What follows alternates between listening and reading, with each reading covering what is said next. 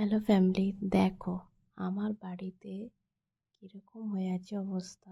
যতই গুছোই যাকে তাই কোনোদিন ভালো হবে না। এখন আমার বাবুকে ছাদে নিয়ে যাচ্ছি, বলছি চলো, ও বলছে না, তোমার মা, তুমি আমার হাত ধরো। তারপরে এখানে এসে পুরো ঘুরে দেখালাম, এটা আমি আমার মায়ের বাড়ি এসেছি, ওইখানে সব দেখাচ্ছি।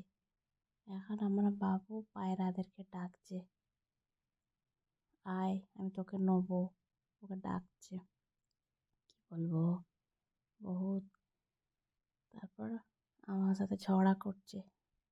এখন আমরা দুজনে সেলফি নেয়, সরি, ফটো তুললাম। বিকেলের নাস্তা।